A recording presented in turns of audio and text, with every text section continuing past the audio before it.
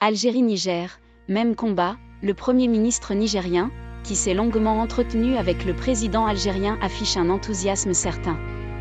Nous avons décidé de donner du tonus à la coopération algéro-nigérienne, a-t-il déclaré la veille de la séance de travail avec le président de la République algérienne. Il a évoqué des projets communs, qu'il voudrait voir très rapidement mis en route, pour leur réalisation au profit des deux pays.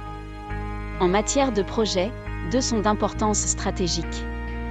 Il s'agit du gazoduc transsaharien, TSGP, et la dorsale à fibre optique qui suit le tracé du gazoduc et qui traverse donc le Niger du nord au sud.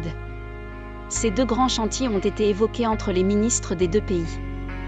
Plus que cette dynamique à portée continentale, le partenariat algéro-nigérien s'étend sur l'électrification, la prospection d'hydrocarbures, mais aussi les projets d'aide au développement financés par l'Agence algérienne de coopération internationale pour la solidarité et le développement.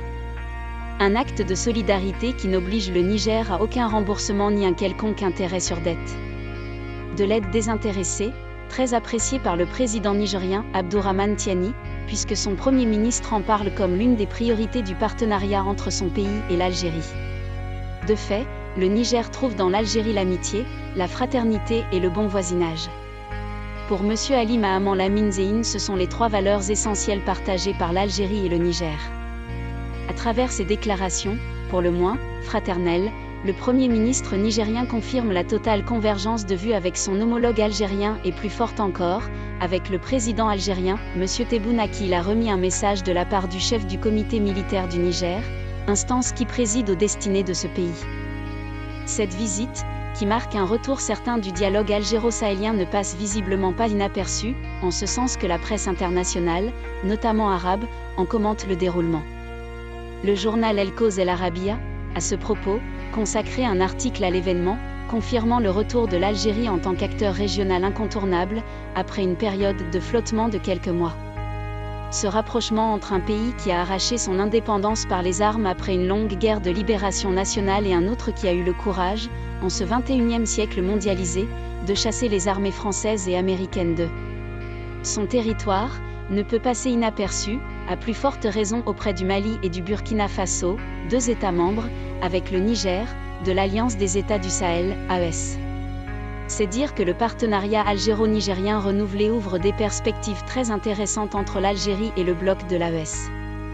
Et l'insistance du président de la République algérienne à donner un sens concret, matériel et pérenne aux relations entre les deux pays amène à entrevoir un exemple réussi de partenariat afro-africain. Le bénéfice qu'en tireront les peuples de la région est immense. De même que sur le plan géopolitique. Des pays jaloux de leur souveraineté et solidaires dans le co-développement de leurs économies respectives, feraient émerger le Sahel comme l'un des points de stabilité, donc de croissance. Il va sans dire que l'on est encore loin d'un tableau aussi parfait, puisque les trois pays doivent d'abord régler en interne les questions de légitimité. Il y a également de multiples ingérences étrangères à combattre. Cela n'empêchera pas les observateurs de retenir de cette visite une victoire politique majeure du Sahel. Le Niger et l'Algérie ont, disons-le, jeté les bases d'un nouveau type de relation inter-États, en prônant la solidarité, la fraternité et le bon voisinage.